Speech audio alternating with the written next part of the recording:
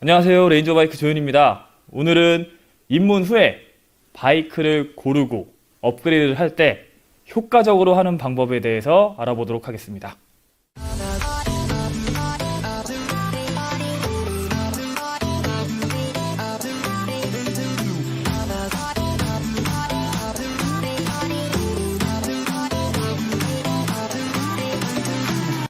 입문하시려는 분들 또는 이제 첫 바이크 이후에 두 번째 바이크로 기변, 기추도 될 수 있고요. 이렇게 업그레이드를 하시려는 분들이 고민하는 게 있어요. 왜냐하면 단계별로 천천히 올라가느냐. 여기서 단계라는 건 배기량을 뜻해요. 또는 아니면 내가 가고 싶은 드림 바이크로 한 방에 올라가느냐. 그거에 대해서 굉장히 많은 고민을 하고 계세요.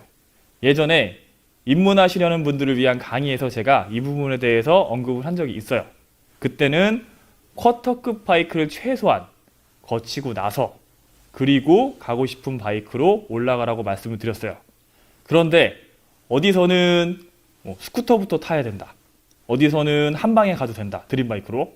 또 어디서는 125 매뉴얼부터 천천히 올라가라. 굉장히 다양한 의견들이 많아요. 이 부분에 대해서는. 그래서 아직 바이크에 대해서 잘 모르시는 초심자분들의 경우에는 더더욱 복잡해질 수밖에 없는 상황이 와요. 그래서 아카데미나 유튜브 쪽에 이제 질문들이 들어올 때에도 이것 관련된 내용들이 굉장히 많습니다. 사실 여기에는 완벽한 정답은 없어요. 왜냐하면 타는 사람별로, 그리고 내가 얼마나 바이크 라이딩에 시간을 투자할지, 그리고 어떤 기종을 탈지, 그리고 탈 때 주변의 도로 환경이나 같이 타는 사람들의 그런 성향, 여러 가지 복합적인 것들이 많이 작용을 하기 때문에 어떻다라고 딱 하나로 단정 지어서 말씀을 드릴 수 있는 내용이 없어요. 조금 더 상세하게 짚어보면 개개인의 라이딩 센스, 그 다음에 얼마나 교육에 대한 열정, 또는 바이크에 대해서 공부를 따로 얼마나 하느냐에 대한 그런 노력, 그것처럼 굉장히 따지고 보면 세세하게 굉장히 많아서 변수가 너무나도 많아요.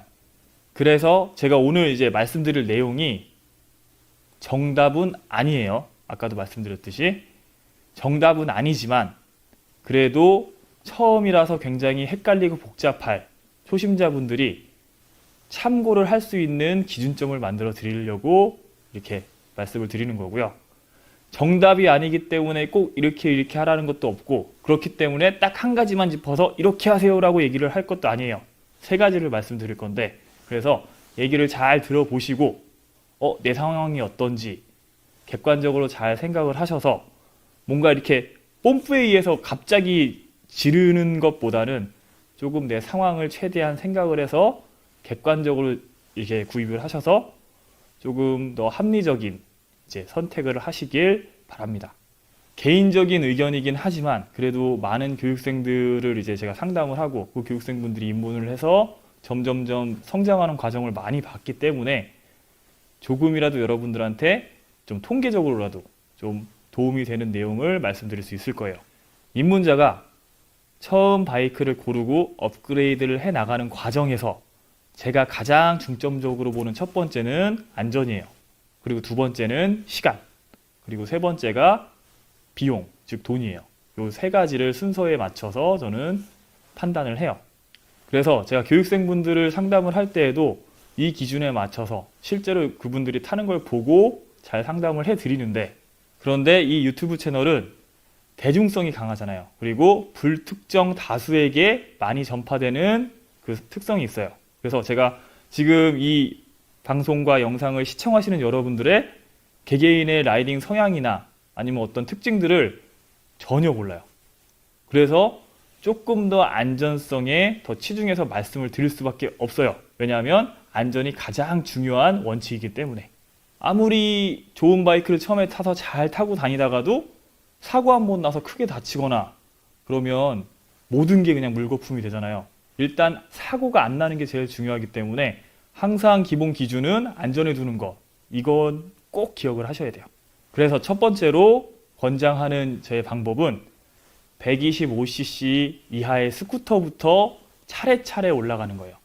예를 들면 125cc 스쿠터를 타시고, 그리고 쿼터급 매뉴얼 바이크를 타시고, 그리고 미들급을 가시면 더 좋고 아니면 한 번에 리터급까지 올라가셔도 되는 최소한 3단계 이상을 거치는 가장 순차적인 방법이에요.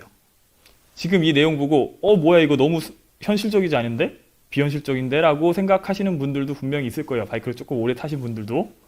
근데 물론 그걸 감안하고 말씀드리고 현실적인 내용도 뒤쪽에 말씀을 드릴 거기 때문에 잠깐만 조금 더 감안을 하고 봐주시면 될 것 같아요. 지금 말씀드린 이 스쿠터부터 시작하는 가장 단계가 많은 이 방법이 일단 안전성 측면에서 가장 좋아요. 그리고 사고의 위험성도 가장 적습니다. 단계적으로 올라가기 때문에 바이크를 업그레이드 했을 때에도 이전 바이크에 비해서 그렇게 출력이나 여러 가지 움직임 같은 그 차이가 크지가 않기 때문에 심적으로 그리고 라이딩을 하는데도 부담이 없고 스트레스가 적어요. 그렇지만 반대로 드림바이크로 가는 그 시간이 너무 길죠. 일반적으로. 자, 여기서 드림바이크는 보통은 대부분 리터급 가까운 바이크를 생각을 하시죠. 그래서 리터급 바이크 정도로 이제 드림바이크를 설정을 할 거예요. 한 기종에 짧게 탄다고 해도 어쨌든 3단계 이상 여러 가지 바이크를 갈아타야 되기 때문에 평균적으로 이제 드림바이크까지 가는 시간이 깁니다. 그리고 바이크를 샀다가 다시 폐지하고 또 사고 등록하고 보험료 내고 이런 과정에서 비용도 많이 들어가고 그리고 내가 신경 써야 될 것도 더 많아져요.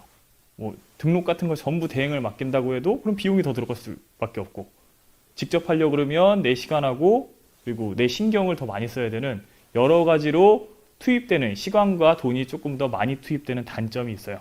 어찌 보면 그게 굉장히 큰 단점이죠. 그럼에도 불구하고 이렇게 타셔야 되는 분들이 있어요. 이것도 이제 제 경험에 의한 이 추천이긴 한데 어느 정도 참고가 될 사항이니까 조금 자세하게 들어주세요. 내가 자전거를 못한다. 그리고 자동차를 운전해 본 적이 없다. 또는 장롱 면허다. 운전은 할지 아는데 도로 경력이 짧아서 아직 도로를 나가면 부담스러운 정도다. 균형 감각이 굉장히 없다고 느낄 정도고 주변에서도 그렇게 얘기를 한다. 그리고 속도를 내는 게 무섭다.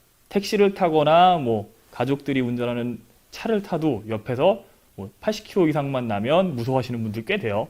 그런 부류를 말씀드린 거예요. 그리고 균형 감각이 굉장히 없는 편이다. 또 바이크를 많이 타는 것보다는 그 바이크 자체가 멋있어서 사서 이렇게 세워놓고 관상으로 즐기는 거를 좋아하는 편이다. 뭐 그러신 분들도 있어요. 그리고 또 중요한 게 키가 작은 편이다. 기준은 한 155cm 이하. 왜냐하면 이 키는 어쩔 수 없어요. 이걸 뭐 키가 단신이라고 뭐 이렇게 비하하는 게 아니고 바이크는 어쩔 수 없이 시트고가 어느 정도 있기 때문에 키가 너무 작으면 처음에 탈 때 익숙해지기 전까지는 키가 좀 어느 정도 있으신 분보다는 어려울 수밖에 없는 게 현실이에요. 그리고 마지막으로 뭐 스피드나 익스트림한 스포츠를 즐기시지 않는 여성분들도 여기에 해당된다고 생각하실 수 있어요. 이것도 뭐 어떤 남녀 차별이 아니고 아직까지 여성분들의 일상생활에서는 이 바이크를 탈 때처럼 어떤 엔진을 이렇게 조작을 하거나 아니면 속도를 빨리 내는 그런 상황에 노출되는 게 남성에 비해서 훨씬 적기 때문에 그런 일반적인 여성분들의 경우에는 바이크를 처음에 탔을 때 너무나 어색해서 단계별로 올라가는 이 속도나 적응력이 떨어질 수밖에 없어요. 그래서 이런 분들은 가급적이면 125cc 이하 스쿠터를 타고 쿼터급 매뉴얼 바이크로 가시거나 처음부터 그냥 매뉴얼을 타고 싶다 하셔도 MSX 125 같이 휠 사이즈가 10인치나 12인치 이렇게 작은 시트고가 작고 상대적으로 가벼운 매뉴얼 바이크를 타시면서 최대한 부담 없이 기본 조작법을 익히고 도로 상황을 익힌 후에 그 이후에 쿼터급 바이크를 타고 거기서 다시 무게와 출력을 천천히 안정적으로 습득을 한 후에 미들로 가시거나 리터를 가시는 걸 추천드려요. 그래서 최소한 3단계로 나눠서 가시는 걸 추천을 드립니다. 앞서 말씀드렸듯이 시간과 비용이 굉장히 많이 드는 이 작업이기도 해요. 그런데 이런 성향의 분들은, 그리고 안전을 위해서 장기적으로 봤을 때는 이렇게 가시는 게 내 몸도 보호하고 시간과 돈까지도 절약하는 좋은 방법이 될 수가 있어요. 그리고 어느 정도의 고뇌의 시간만 지나고 나면 딱 이제 깨달음이 와요. 그럼 그때부터는 안정적으로 잘 다져진 상태에서 안정적으로 라이딩을 즐길 수가 있기 때문에 그 순간부터는 라이딩이 즐거워집니다. 이런 성향의 분들은 본인이 아시는 경우가 굉장히 많아요. 그리고 내가 그렇다는 느낌이 딱 든다, 나다 싶으시면 너무 욕심 부리지 마시고 차근차근 올라가시는 걸 추천을 드려요. 그리고 이런 분들이 이제 가장 조심해야 될 때가 뭐냐면 주변의 지인들이에요. 이런 분들은 스스로 바이크를 타고 싶어 하는 경우도 있지만 주변 지인들, 특히나 뭐 남자친구 아니면 남편분이 같이 타고 싶어서, 아니면 개인적인 바이크를 오래 타고 싶은 약간의 사적인 욕망까지도 포함해서 빨리 입문시키려고 조금 이렇게 푸시를 하는 경우가 있어요. 그래도 가급적이면 평정심을 유지하면서 너무 밀리지 말고 뽐뿌도 받지 말고 천천히 올라간다고 생각하시고 라이딩을 즐겨주시는 게 좋습니다. 두 번째는 안전과 현실을 타협한 적절한 절충안이에요. 전에도 말씀드렸던 것처럼 최소한 쿼터급 매뉴얼 바이크 이하의 배기량 바이크를 한번 타고 거기서 익숙해진 후에 이제 내가 가고 싶은 드림 바이크, 뭐 리터급이나 미들급이나 이쪽으로 가는 방법이에요. 즉 2단계로 가는 방법이죠. 2단계만의 드림 바이크로 갈 수가 있기 때문에 평균적으로 시간이 굉장히 절약이 돼요.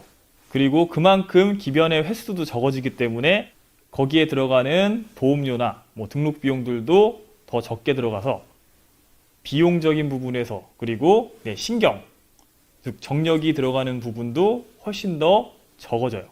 다만 첫 번째 말씀드렸던 단계보다 안전사고가 날 확률은 당연히 높아집니다. 이게 굉장히 중요해요. 그래서 이 안전사고에 대해서 항상 잘 생각을 하셔야 돼요.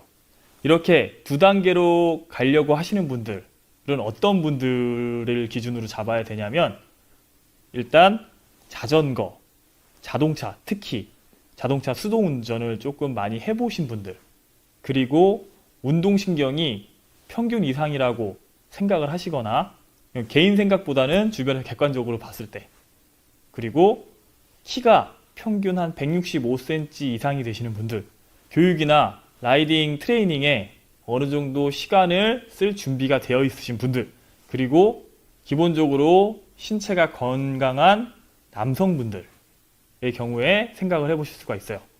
또 왜냐하면 일반적인 남성분들의 경우에는 여성분에 비해서 이렇게 속도를 많이 내거나 자동차 운전을 하는 그런 환경에 노출될 확률이 일반적으로 훨씬 높아요. 그렇기 때문에 바이크를 타도 비슷한 환경을 어느 정도 많이 접해와서 아무래도 이 적응하는 속도가 조금 더 빠를 수밖에 없습니다. 그리고 지금 말씀드린 이 범위에 포함되시는 분들이 바이크를 입문하려고 하는 분들 중에 상당히 많은 비율을 차지하기 때문에 이런 분들의 경우에는 이제 안전과 현실적인 면을 적절히 타협한 2단계에 걸쳐서 업그레이드 하는 방법을 추천을 드려요.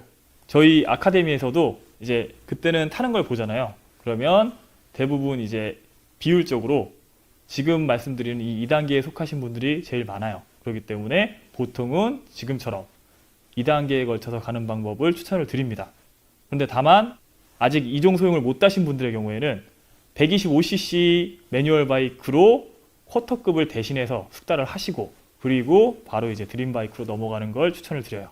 쿼터급의 바이크도 일반적으로 180km 이상, 즉 시속 180km 이상의 속도를 낼 수 있는 굉장히 빠른 바이크예요. 그리고 가속도 웬만한 중형차랑 비슷하거나 또는 그 이상으로 내기 때문에 처음 타서 숙달하기에는 버거워요, 당연히. 그런데 그래도 기본적인 이제 어느 정도 운동신경이나 이쪽에 성향이 있으신 분들의 경우에는 조금만 안전을 주의하시면 무난하게 적응해 나가실 수가 있습니다. 그래서 그런 분들에게 좀 추천을 드리고요. 그럼에도 항상 생각하셔야 되는 건 안전하게 타셔야 돼요. 항상 안전이 최우선이고, 그리고 특히나 입문자의 경우에는 뭔가 하려고 할 때, 바이크를 타서 하려고 할 때, 이거 해도 되나 말아야 되나, 이거 해야 되나 말아야 되나, 그런 생각을 하게 된다면 대부분 하지 말고 일단 기다리세요. 여러분들은 아직 숙련자가 아니기 때문에 뭔가를 무리하게 하려고 하면 거기서 실수가 나와서 사고로 이어지는 경우가 굉장히 많아요. 그렇기 때문에 최대한 자제하고 안전하게 타려고 노력하는 게 가장 중요합니다. 자, 이제 마지막인데요. 그냥 다 볼 거 없이 한 방에 드림바이크로 가는 방법이에요. 라이더분들 중에 나는 처음부터 드림바이크로 갔다. 근데도 지금까지 잘 탄다. 한 방에 가니까 비용도 절약되고 시간도 절약되고, 그리고 사고 싶은 걸 한 번에 살 수 있으니까 만족도도 있어서 굉장히 좋았다 라고 말씀하시는 분들도 왕왕 있으세요. 이런 분들의 이야기를 들으면 입문자분들은 귀가 솔깃해요. 어쨌든 내가 바이크를 입문하려는 이유가 내가 타고 싶은 그런 드림바이크를 멋있게 딱 사서 타고 다니는 그런 모습을 그리는 거기 때문에 한 방에 가면 굉장히 만족도도 높을 것 같아요. 그래서 그런 상상에 굉장히 할까 말까 고민을 하게 돼요. 그렇게 한번 뽐뿌가 딱 오기 시작하면 뭐 여러 가지 비용적인 측면도 그렇고 시간적인 것도 그렇고 다 좋아 보여요. 한 번에 하니까 다 절약될 것 같고, 내가 조금만 적응하면 내가 그 한 놈만 딱 타서 걔 가지고 꾸준하게 타면 오래 탈 것 같기도 하고 그동안에 계속 멋있을 것 같아요. 그래서 그냥 눈 딱 감고 그냥 질러버릴까 하면서 유혹이 스물스물 와서 며칠씩 고민하시는 분들도 많으세요. 물론 지금 말씀드린 것처럼 한 번에 드림바이크, 즉 리터급 바이크처럼 큰 바이크로 가실 수도 있어요. 그렇게 타셔도 무난한 경우도 있어요. 사실 저도 약간 비슷한 경우인데, 저는 아예 자동차를 운전 안 한 상태에서 125cc 스쿠터를 한 달도 안 타다가 바로 리터급으로 올라간 사례예요.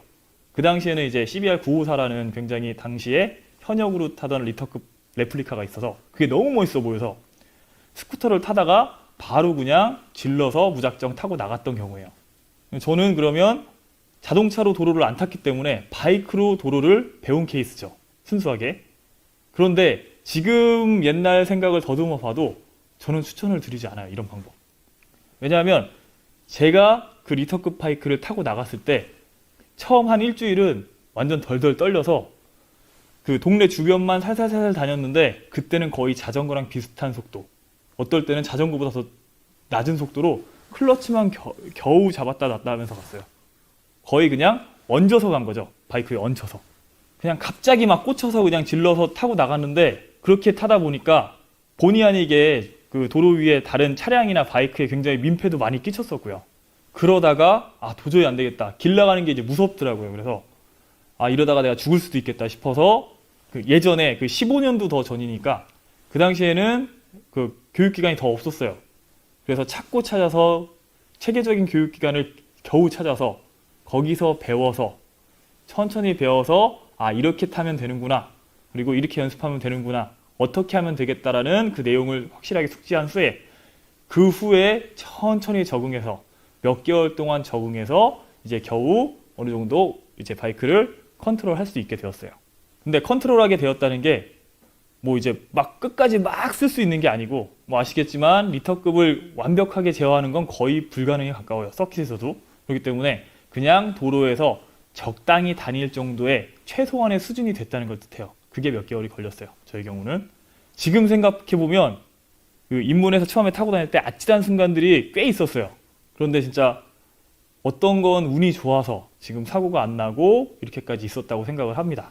물론 그 당시에 저보다 훨씬 더 빠른 시간에 습득을 해서 잘 타실 수도 있고, 또는 타시긴 하는데 어쨌든 어거지로 타서 계속 위험하게 타시는 분들도 있을 수 있어요. 한 방에 이제 올라가신 분들 중에서.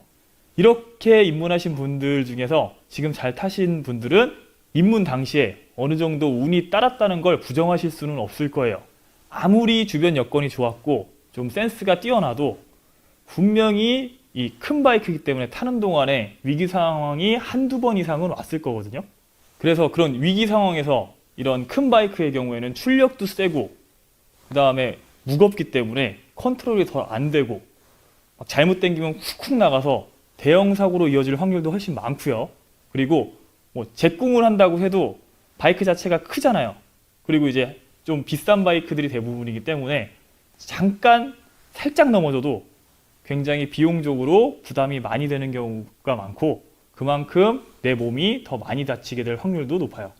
그래서 일단은 안전성 측면에서 굉장히 위험한 이 선택이긴 한데 한편으로는 매력적이죠. 그래서 이걸 한번 도전해보고 싶다 하시는 분들, 그런 분들은 일단 내 키가 170 이상이다. 그리고 운동 센스가 있다. 또는 체육인 출신이다. 뭐 선수 출신이다. 특히나 균형 감각을 굉장히 요하는 그런 운동에 소질이 굉장히 있거나 뭐 운동을 했거나 선수 출신이거나 그러신 분들. 그리고 속도감에 어느 정도 적응이 돼 있으신 분들. 뭐 자동차를 많이 타보셨거나 아니면 자동차로 카레이스나 아니면 뭐 서킷을 타보셨거나 그런 분들. 당연히 그러면 자동차, 특히 수동까지도 능숙하게 다룰 수 있으셔야겠죠. 라이딩 교육을 집중적으로 받을 만한 준비가 되어 있는지 또는 제대로 된 라이딩 공부를 할 여건과 준비가 되어 있는지 마지막으로 이게 어떻게 보면 제일 중요한데요. 내가 객관적으로 자제력이 충분히 있는지가 되게 중요해요.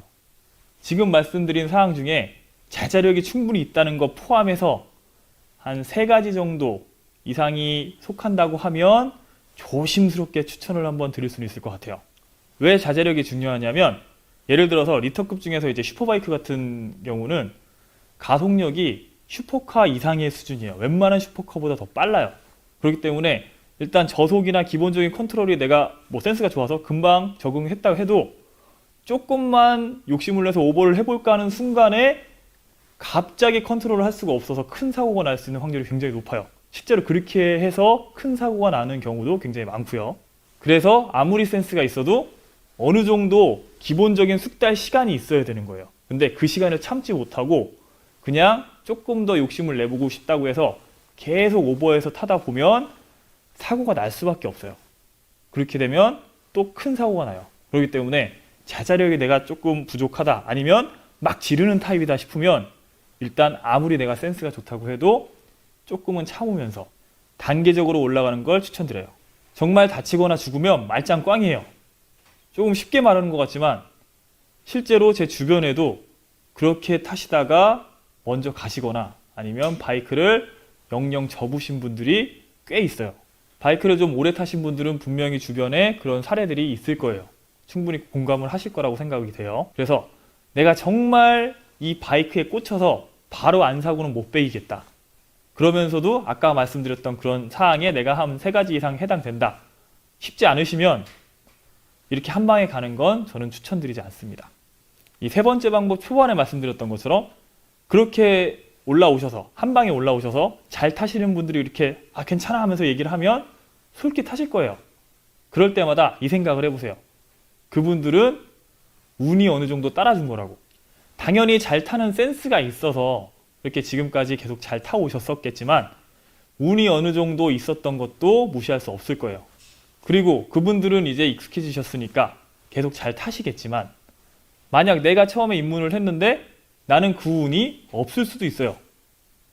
만약에 나한텐 그 운이 없다고 하면 남는 건 큰 사고나 아니면 내가 몸이 다치는 경우, 그렇게 안 좋은 경우가 날 확률이 굉장히 높죠.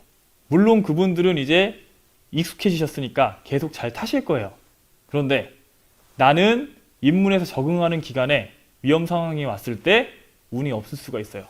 그렇게 운이 없어서 위험 상황을 피하지 못하면 결국 나도 똑같이 많이 다치거나 어쨌든 내 신체적으로, 금전적으로 큰 손해를 입게 될 거예요.